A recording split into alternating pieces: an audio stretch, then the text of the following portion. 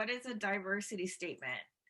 It is, simply put, talking about your perspective. A lot of times, a diversity statement, someone's usually like, oh, I got to talk about my race, my religion, sexual orientation, all of that. Not really. It's really about conveying your unique perspective. What experiences have informed that perspective? What life experience do you have that makes your perspective unique? So we really want to be clear on what that perspective is when you write your diversity statement. And then the second part to that should be, how does that perspective show up in the classroom or will inform your law career? So the diversity statement comes in two parts. In general, this is a study that I read around 10 years ago, and it talked about how we experience the world.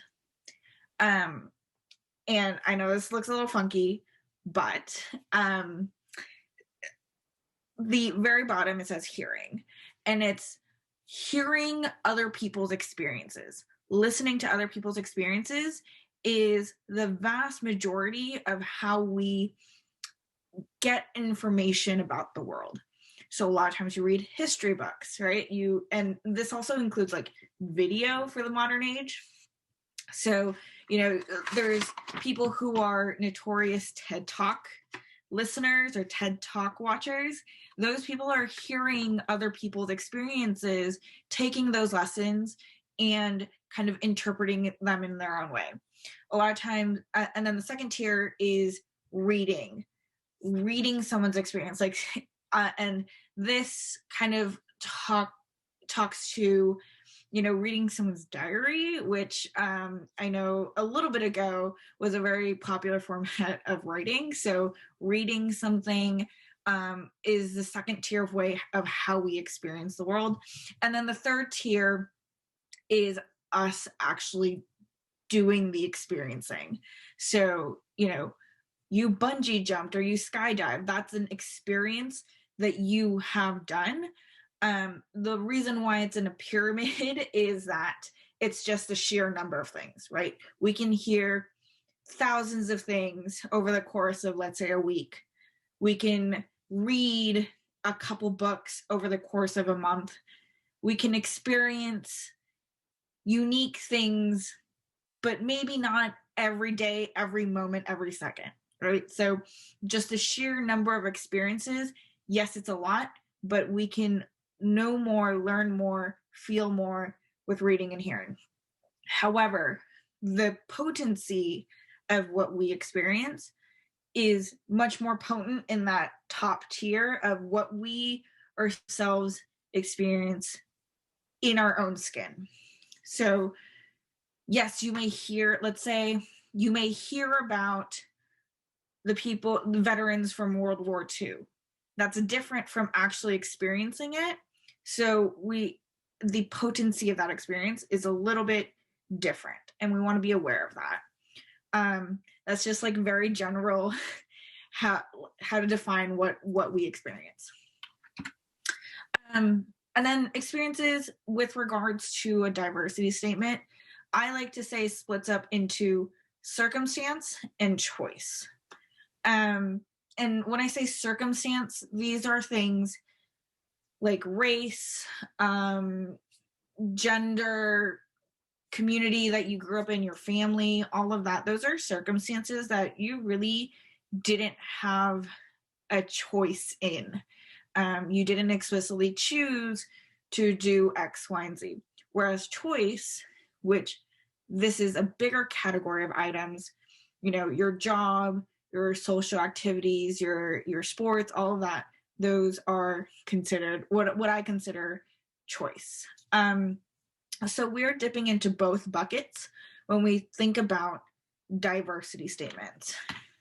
This is kind of a rehash, a little bit of a different diagram here, but of exactly what I just said, right? Circumstances, these are things that, inform a lot of our experiences and provides a lens to an experience, whereas choices, you're a little bit more active in that role. Does that make sense for everyone? Any questions at that point? I know I kind of ran through that one. Alrighty, so moving on. I would love to take us through a activity, and we will do this chart for me, so you will get to know me very well. But this is how I would say going about writing a diversity statement. You want to kind of pull out all the things that are about yourself, your identity, who you are, and put it into this chart. We unfortunately cannot write about every single thing that you put in this chart as your diversity statement, although that's what makes you unique.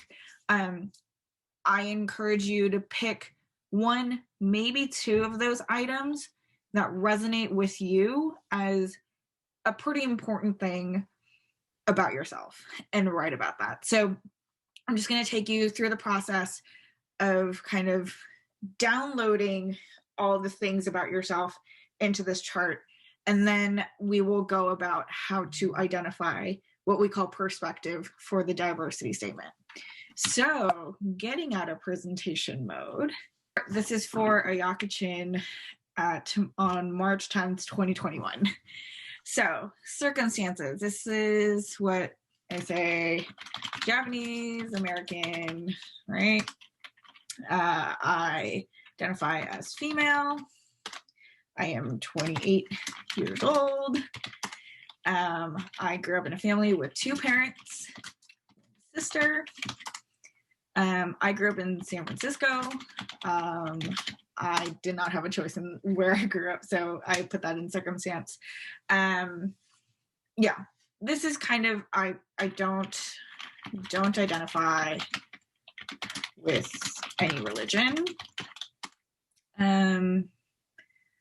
Yeah, so these are the things that, kind of are basics about me.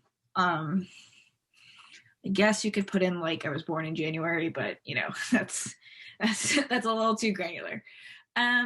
So that's really who you are. And then for choices, for me, something like currently my job, I work in consulting. I also worked in cybersecurity. I was an executive assistant. I worked in compliance and legal in a Japanese domestic company. Let me think. I was a fitness instructor. Oh, hold on. Fitness instructor. I lived in Tokyo for 5 years. Right? What else? Let me see. I went to see Berkeley. Let's see, love to travel. I've been to, I believe, 16 countries and counting. What else? Let me think. I'm an avid. I'm a skier. Love skiing. What else do? I love to cook. See. What else? Let me think.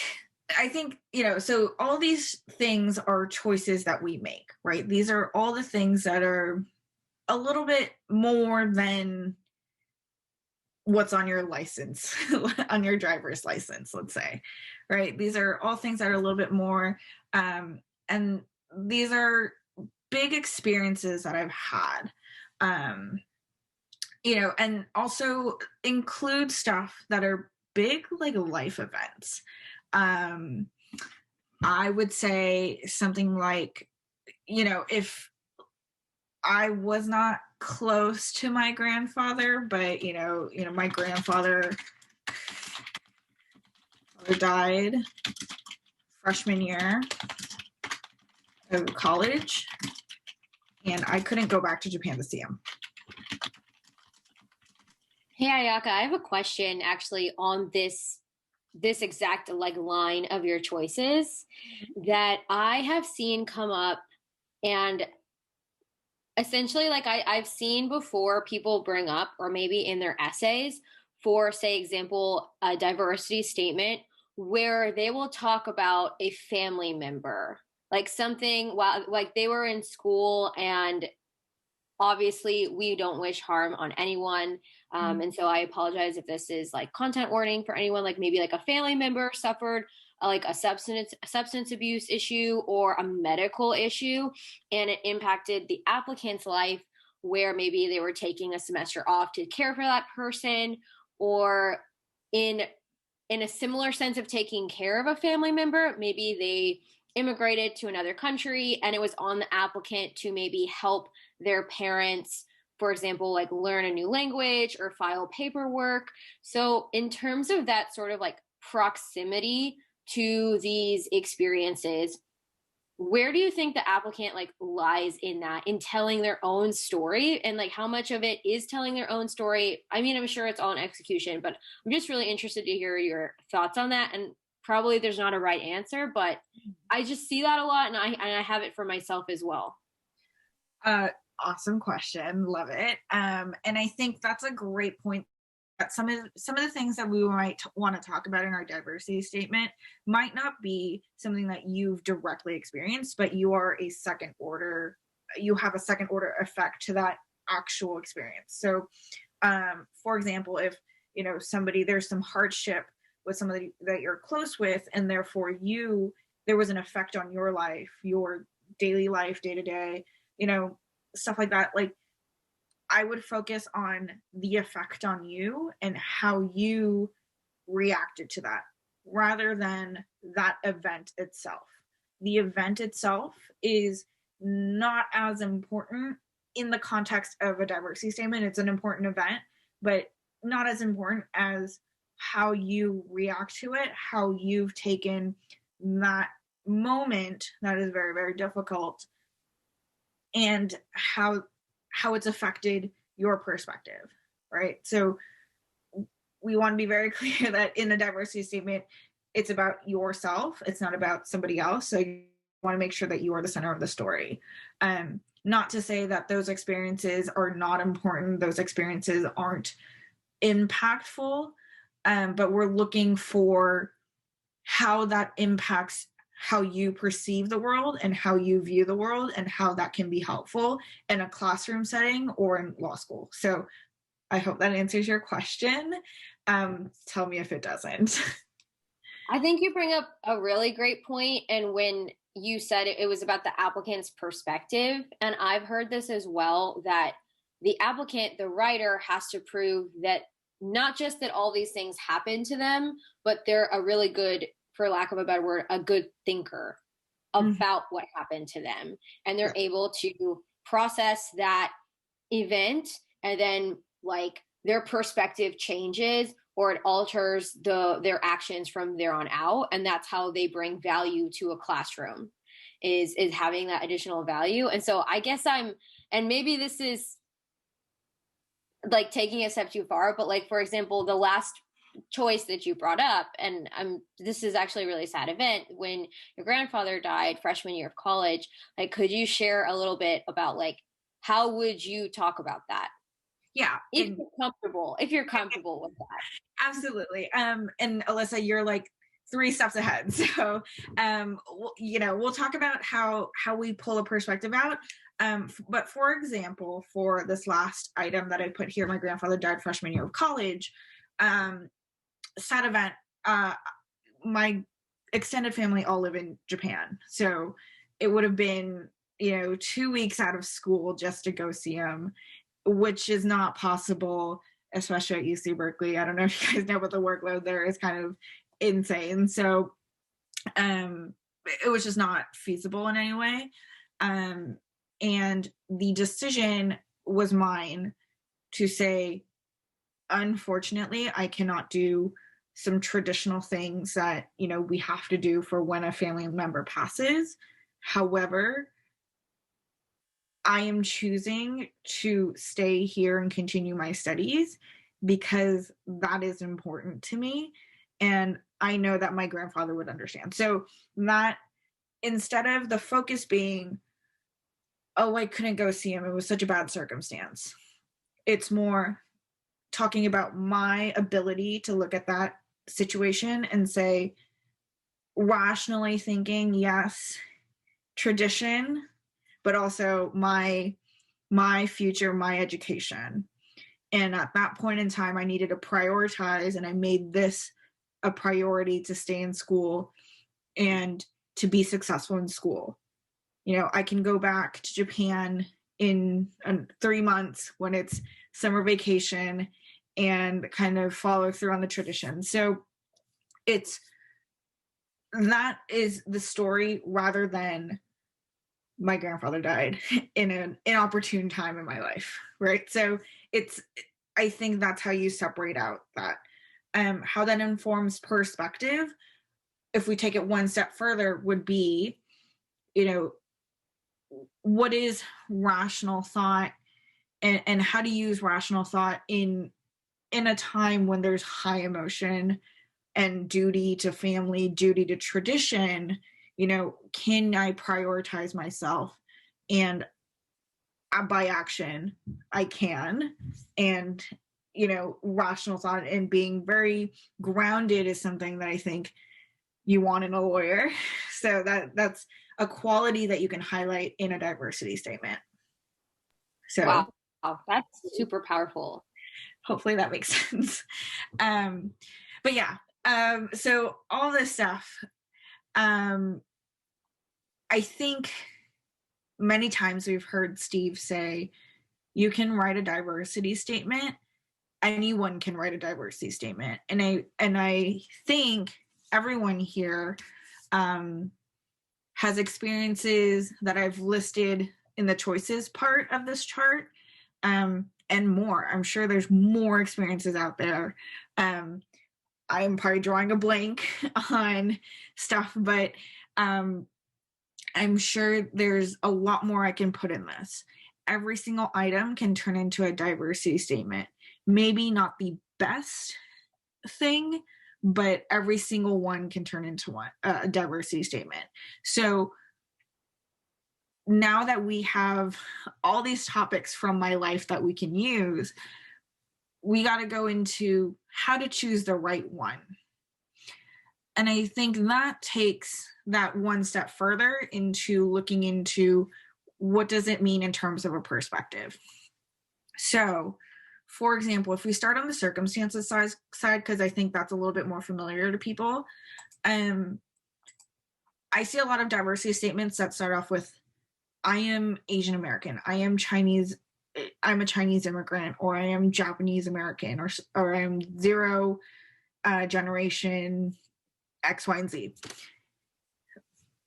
Great, that's a great start, but I don't know what that means. We don't have a choice in who on the admissions team reads your application. And so great if you have someone who can identify with, oh, she's Japanese American, I am too, I understand what this experience is. That would be awesome, but there's no guarantee that we're going to get that person. So what we have to do really is to guide the reader to say, okay, what does Japanese American mean for this person, right? If we want to start that way. So for me, that means there's a lot of tradition. There's Japanese culture is very informed by Shinto beliefs. There's a lot of Buddhist beliefs. Family is really important. And there's, you know, food and relationship to food is very important. And I know this is really vague, but kind of what I'm trying to show here is that being Japanese American can mean these things, it can mean 100 other things. So, if we want to go one step further, it means high expectations for jobs, right? And education, stuff like that. Like it can mean so many things. We want to define that in your diversity statement, and we want to make sure that it's clear. For example, again, for female, I'd say, workplace issues comes top to mind. And I was at one point in my career, woman in tech, right? So there's different takes on all these circumstance stuff that you have. So I don't think it's enough to say I'm a female Japanese American and that makes me diverse. I think you have to take it one step further and say I'm Japanese American and I'm a woman where I have experience in a business situation where female issues were not taken seriously, and kind of explain and frame that perspective very clearly. Shifting over to choices, this is where you have a little bit more fluidity and a little bit more stuff that you need to give context. For example, let me see. Let's start with here, consulting. So what does it mean to be in consulting? If you've ever heard of like a consulting position, it's a lot of times it's being one day ahead of the client. A lot of times it requires a lot of speaking with authority, knowing the tech, a lot of organization familiarization, on and on and on. So there's so many things that go into consulting. You want to be very specific. You want to be very pointed in that perspective. You want to be very clear in the beginning. This is my perspective. So if I were to write my diversity statement about consulting, I would talk about, probably these three things, right? Being one day ahead of the client, speaking with authority, and knowing the tech. And I would put it in the context of, when I started my consulting job, it was the first day that we went to work from home due to the quarantine and COVID. And, even in a virtual space, I needed to learn how to do these three things, right? And so you're framing consulting by these three definitions and then putting that situation in and how those three definitions are kind of informing that content of the diversity statement. So it's important to kind of the frame is so important. I know I'm repeating myself, but it's so important. If you take one thing from the session, make sure you understand that the frame of how you set up your diversity statement is probably 90% of the game. The other part to that is the perspective, right? What perspective did I gain from that experience, or what has the added perspective to my perspective of the world? And I think for here, I know it gets a little bit nuanced, but it's really anything that has added to your experience. So let's say I'm talking about pivoting. And one of the biggest things that I've learned coming out of consulting is being able to be flexible and pivot quicker than your client. And then thinking through eventualities. So you're like, okay, if this happens, this happens. If this happens, then this happens, and kind of be able to logically think through that.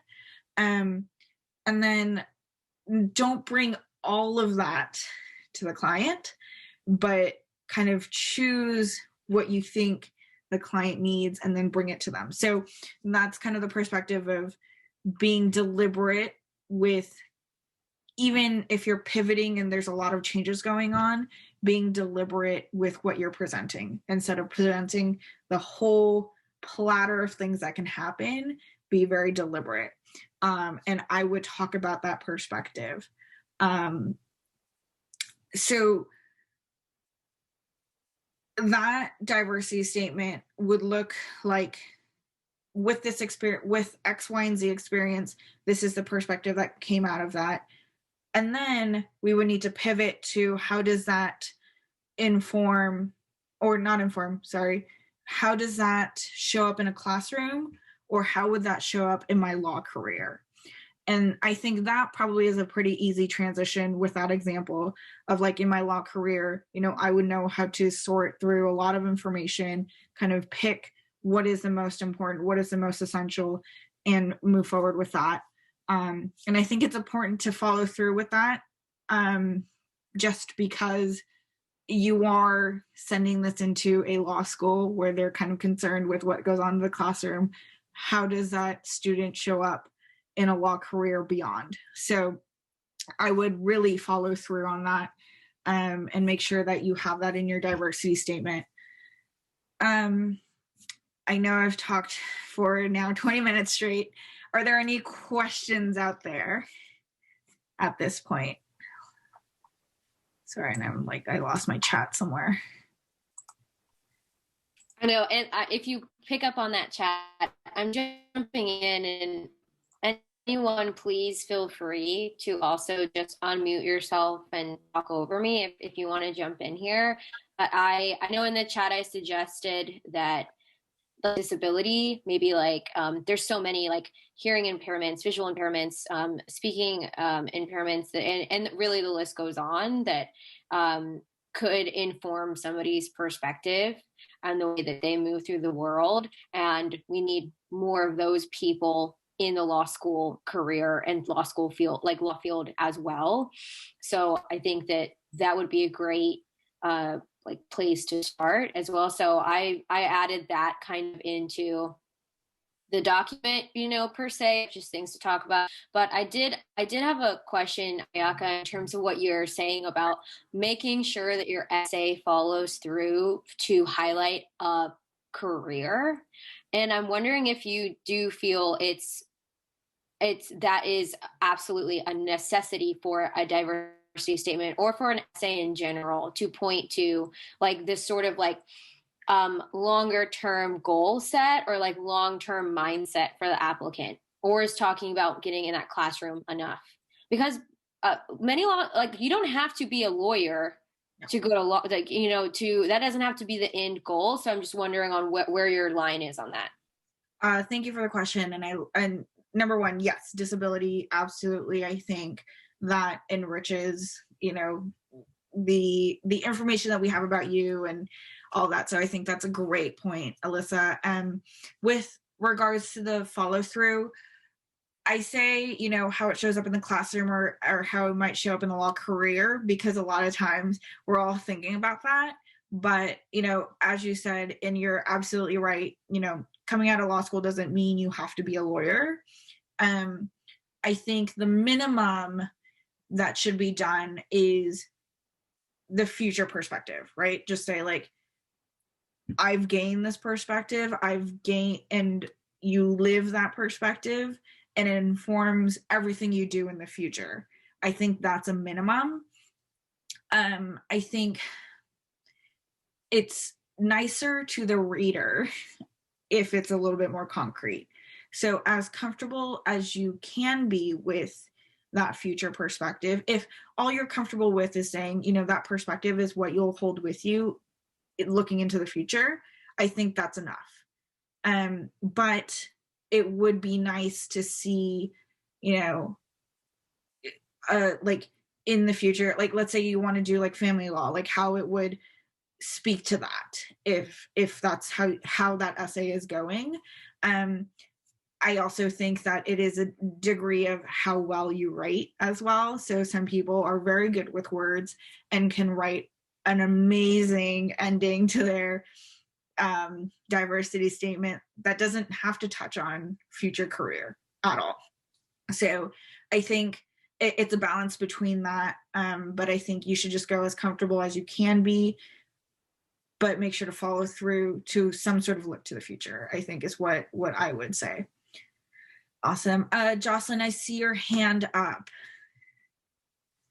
Yes, I actually had two questions. Sure. The first one being that I'm already recognizing with your outline of circumstances and outline of choices that actually my personal statement kind of overlaps with all of these items. And I'm wondering how to, I guess, distinguish that from my diversity statement, since my personal statement is kind of diversity statement, but it's definitely a personal statement in nature. But I'm trying to figure out how to distinguish that. So how would you go about doing so? And then I guess my second question would be, as it relates to diversity statements, I've heard that diversity statements are extensions of the personal statement. I am trying to eliminate duplication because, it doesn't make sense for you to write the same thing that you already have in your personal statement to be in your diversity statement. And so how do you make that connection between your personal statement and your diversity statement in a way that it flows and gives like a full rounded perspective? So yeah, sorry. I know I threw a lot at you, but yeah. Yeah, that's amazing. Thank you for the questions. I think those are really important questions to ask. So just backing up a little bit here, and this is how I look at a law school application. So if you're like, yeah, that's totally wrong, I don't mind. But how I look at it is like a pie, right? Your LSAT score says something about you. Your GPA says something about you. Your letters of rec is another piece of the pie, and a personal statement and diversity statement, they are also pieces of the pie. And you want to make sure that when you finish your application, it turns into a whole pie. So we want that pie to reflect who you are, maybe not in its entirety, but in essence. And not one piece of the pie is going to, make it or break it. We want everything to be elevated. So, given that, going back to your questions about how you're seeing some of the elements of your personal statement from this chart thing that I have here, I like to look at a personal statement as a big why question. What is your why? Not and I don't mean to say a why law school or why that particular law school or why law career, but more like a why of your life. What is your life work? What is this life that you're trying to lead? And the essence of that. So it's very internal looking. On the flip side, I like to say a diversity statement is external looking. You're showing someone your glasses, right? You're showing someone that, look, I have this, and this really informs how I view the world. And how I view the world is distinct and unique from the person next to me. And that is beneficial because X, Y, and Z. So I think the purpose of a personal statement and a diversity statement is kind of opposite of each other. If you're finding that you're talking about the same things in your personal versus your diversity statement, I would go back to your personal statement and see, number one, I would look at the length of your personal statement, because I suspect your statement might be a little long, because that's a lot of stuff to put into one personal statement, or to see if you have more than 3 stories going on into your personal statement. Because a lot of times, and this happened with my personal statement, was I was trying to say so much, and Steve's like, well, this one thing that you talk about here, that could be a diversity statement. So a lot of times you can pull something completely out of your personal statement and turn it to its own diversity statement, and just don't let those 2 things touch each other. I would really be cautious of writing about the same things in your personal and diversity statement, just because it gets repetitive. I don't know if I covered everything that you asked, Jocelyn. Please be like, Ayaka, you didn't talk about this. If I didn't, Alyssa, it looks like you have a comment there. We'd love to hear your thoughts. And Jocelyn too, feel free to jump in. Ayaka, I thought that was a beautiful discussion. First of all, I was amazed. I was like, wow, I need to be recording this on all of my things so I can watch it back. I know it'll be on YouTube probably later, but I thought that was incredible how you did sort of differentiate between this sort of internal thoughtfulness and also how your lenses, I have this different perspective from the person next to me, most likely, and this is why it's important. And Jocelyn, I just wanted to share my experience too, that this happened to me when I was first writing my personal statement and my diversity statement, in that my personal statement was largely about my past of being a professional tap dancer and what that took in my life and how I achieved that and what that meant to me. And because that largely makes up a big part of who I am. So that was my personal statement. And in the beginning, my diversity statement, I really wanted to showcase, for example, volunteer work, because I wanted to make myself look better. So, but where I volunteer is I volunteer for nonprofit organizations and I teach them dance, which, if we're all being completely honest, it's probably pretty easy for me to volunteer to teach dance because I already know how to dance. In fact, that's not really a really big reach on my end. And I realized that it wasn't really painting a portrait of myself. So I kind of ran into that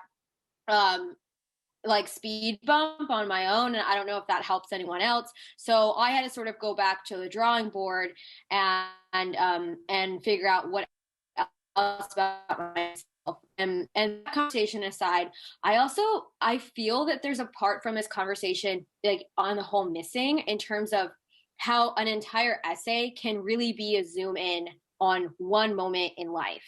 So I think that this is great. And I know that Ayako, you can expand on this. And you brought up stories and storytelling and how to bring life into what you're saying. For example, in this first part here, when you talk about consulting and being one day ahead of the client, I'm sure, Ayaka, that you would give us a story about a time that needed to happen.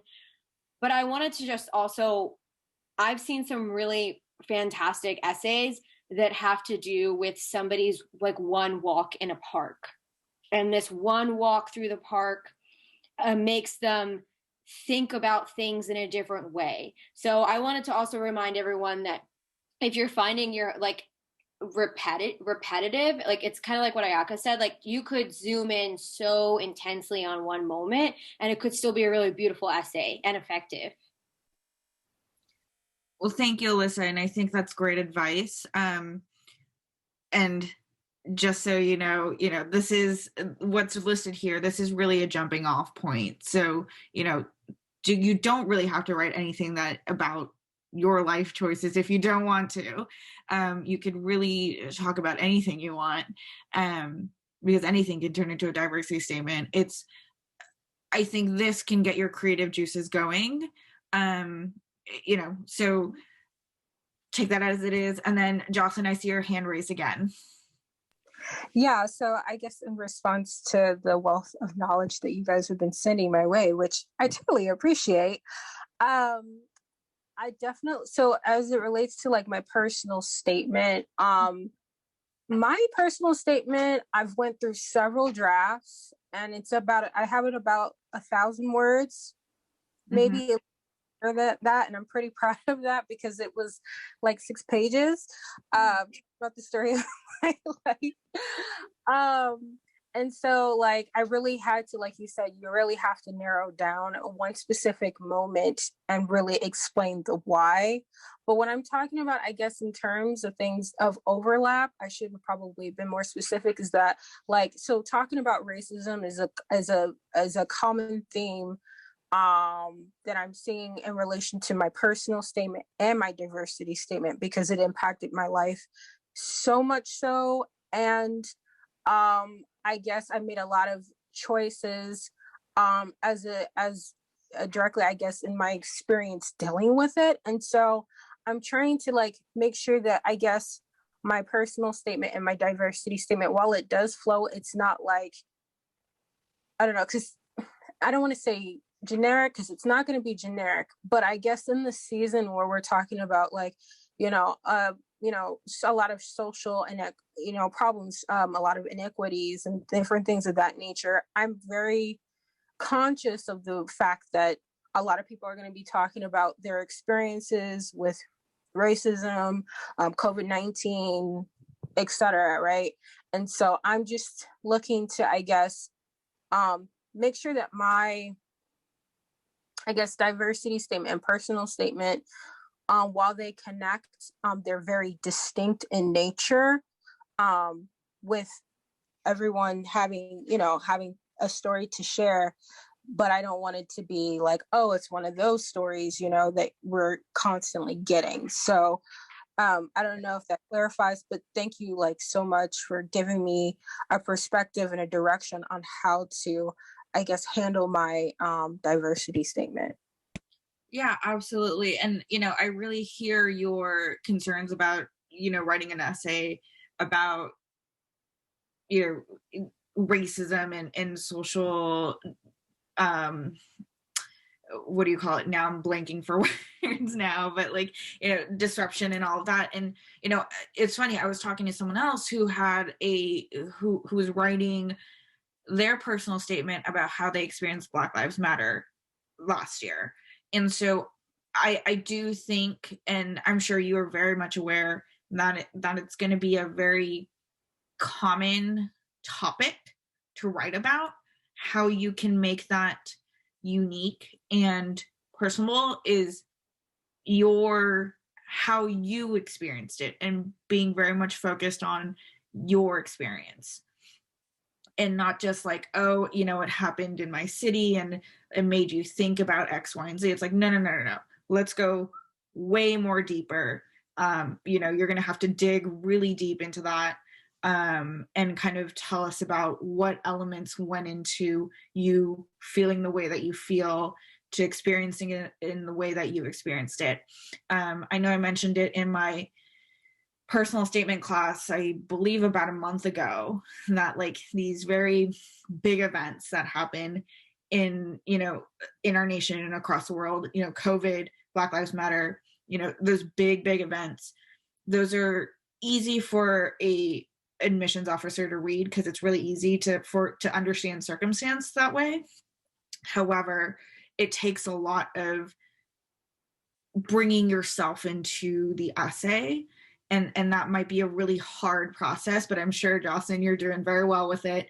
And you just have to bring a lot of yourself to that essay, compared to something like, very niche, like if you're an electrical engineer with PG&E and you experience the blackouts in Houston, like that might be something that's, a little bit more niche and a little bit more technical. And so you might need to lean on the side of giving more context rather than bringing a lot more of yourself there, in that sort of essay. So it's a balance, and I see what you're saying. And I think alleviating part of that like genericness is really bringing yourself into that essay a lot more than you think you need to. So, I hope I see your essay one day in one of the essay writing classes that we are running in the future. But yeah, let me know if you have any follow-up questions there, Jocelyn. Thank you. Absolutely. I think I'm pretty much done with the personal statement. I've had some people looking over it. I just don't want like too many people looking at it to like, you know, I guess you don't want too many, people cooking in the kitchen, so to speak. But yeah, I can totally like send it and talk to you about it. And hopefully in the next week or so, I will have had my first draft for my diversity statement and get that going. So exciting. Question for you, Jocelyn, and I'm sorry, I know Marcos, you're here as well, so feel free to jump in whenever. But do you have like a general idea, or has this class kind of given you a general idea of how to approach your diversity statement? Yeah, so I can actually kind of give you a spiel of my personal statement so you can see how it's distinct from the diversity statement. So as it relates to, I guess, how racism and its direct impact on my life, I talk about briefly the impact of my father's lawsuit with like racial discrimination in job employment, which I think is a very specific niche, right? That's not something that I think a lot of people are talking about, even though we have like, Black Lives Matter and all of that. But I briefly talk about that, but then I bring that into how did that affect me and my why, and all the decisions and choices that I made after that, and essentially summing up like my reasoning for why I really had an interest in employment law, right, and labor law, because of that impact. But then also a self-discovery and my interest in getting into politics and DC internships and the like. So that's pretty much the personal statement, in summary. But now that I'm moving to the, I guess, diversity statement portion, I'm currently working on research on a Black woman-led labor movement. And actually next week I'll be presenting the research and whatnot.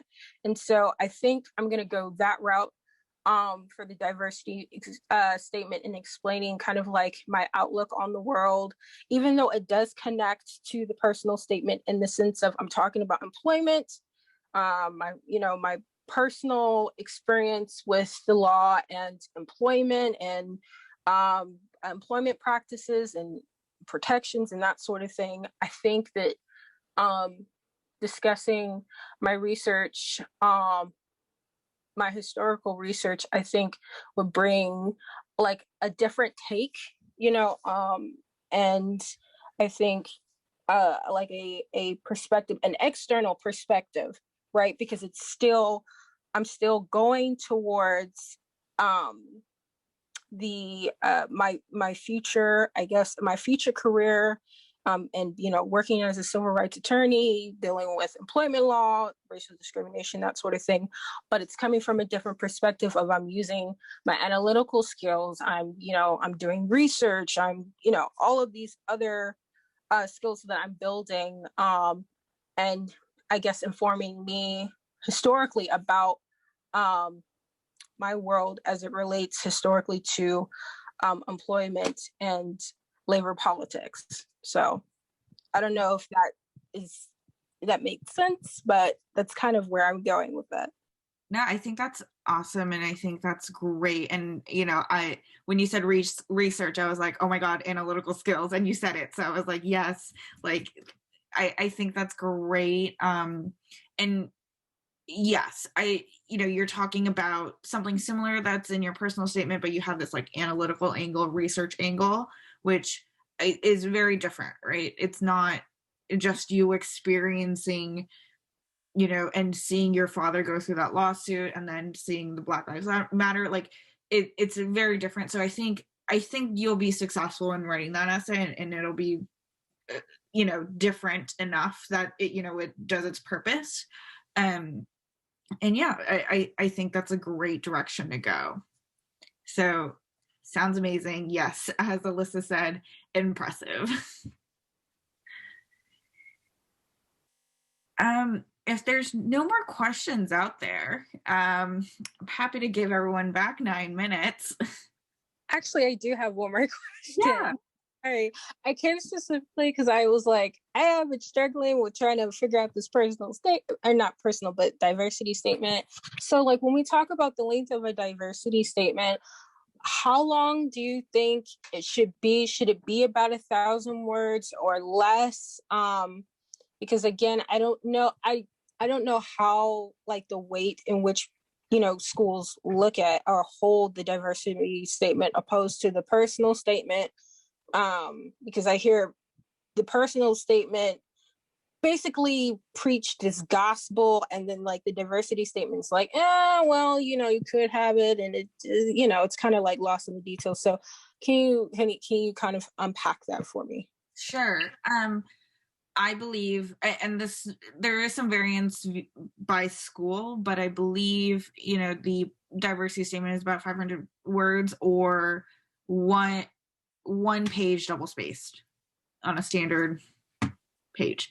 So it's not a lot of words to write. It's not a lot of space. And so that's why, I was making this emphasis on, like, talk about maybe one, maybe two things of all the things that you want to talk about, which is unfortunate because, we're not made of one or two things in our life, but, pick and choose what you're talking about. Alyssa did point out to me earlier, she was like, some schools don't have a diversity statement. What to do then? Which is very true. And so in that case, I would look at your personal statement again, see if you can bring back elements of your diversity statement, and still make that personal statement work. As you said, Jocelyn, every school is going to have a personal statement section.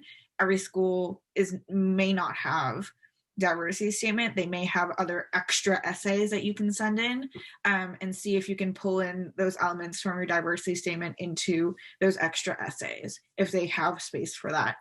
I would, if there's a space to write an essay, write the essay. And it can be in the form of breaking apart your diversity statement into two essays and putting that in, and make sure that the intent of the essay is very clear when you're writing these. But I think, as you said, personal statement, that's going to be a must-have in your application. So that should be the strongest. I encourage people, and it sounds like you're already thinking about the diversity statement, so I don't think this is a problem for you, but there are people who are like, well, I don't think I have a diversity statement to write, which I'm like, everyone has a diversity statement to write, so write one. And, there's something that is not captured by your resume, your LSAT score, your GPA, the letters of rec, your personal statement, like whatever is not captured there, you need to capture in some way in the extra essays or the diversity statement. So really, it's your chance to have the admissions officers know more about you. So we want to bring as much information there as possible. I think I went beyond your question there, but so it can be something you drop, but I would not drop it just because you don't want to write one. I think if there is no space for it, then that's unfortunate. If there's any space to write anything else, I would format it in a way that works for that prompt and put it in. I'm jumping in. Jocelyn, well, it looked like you had something to say too. Go ahead. I'll wait. I'm feeling a little like, I'm feeling like, well, okay, well, what about this idea? And I know that some schools have what they call a programmatic contribution. And basically, it's a fancy way of saying they want you to look at their catalog, the courses that they offer, and like maybe, I'm running out of words here, but like what's it called when they do like fake trials? Wow. Things like this. Okay, mock trial and the review, maybe if a school has a journal. So what the programmatic contribution essay is basically to prove that you've taken a look at what that school has to offer. And then you want to take what you have to offer and say, this is how I want to contribute to that program. And Jocelyn, when you were talking about your diversity statement and in terms of it being like with your research skills and the work you've done there, I got really excited with the possibility that you could potentially research the school's programs and say, and then use your research and use that and say, and I would like to use these skills for this particular mock trial that you offer, or I would like to be a student that helps start a new program that's adjacent to this one that I see you have. And I think that that could be really exciting. And it could also really then, like in the race of your personal and diversity right now, where they're addressing the same things, I think it could really like pull ahead and separate them out in terms of like this really reflective internal way of writing. And then this like, oh, by the way, I have these really awesome skills. I'm ready to use them. I've taken a look at your program. I would either like to use them in this one or help start a new one that works off of this one that I'm looking at here. Like you could definitely try that. Yeah, that's actually like a really awesome idea. To I guess further expound on that. So I have been looking into, various programs and making sure to include like a section in the personal statement that I guess tips them by me saying that, hey, I'm really interested. I did my research and I looked at this program. I think that it nicely ties into what I'm going for and the direction that I'm going for.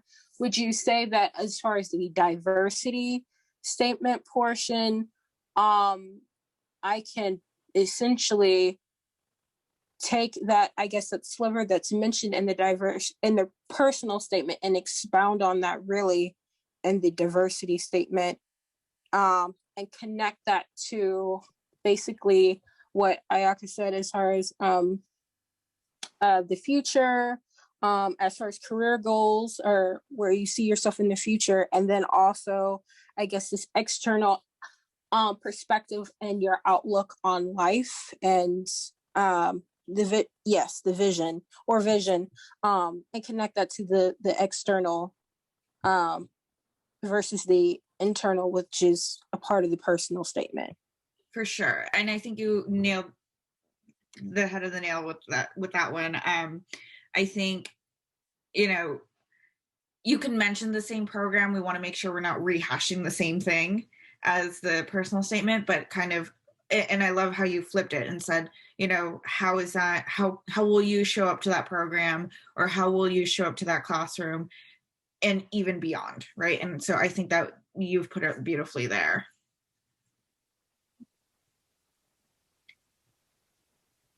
Well, awesome. This was a lovely conversation.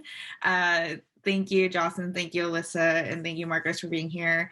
And, I hope this has given you direction a little bit into your diversity statement. So thank you so much for being here. We're almost at the top of the hour. If you have any questions, feel free to reach out. If you have your diversity statement and want it, reviewed during one of these classes, feel free to send it to Steve, and Alyssa and I will do a live review at some point in the future.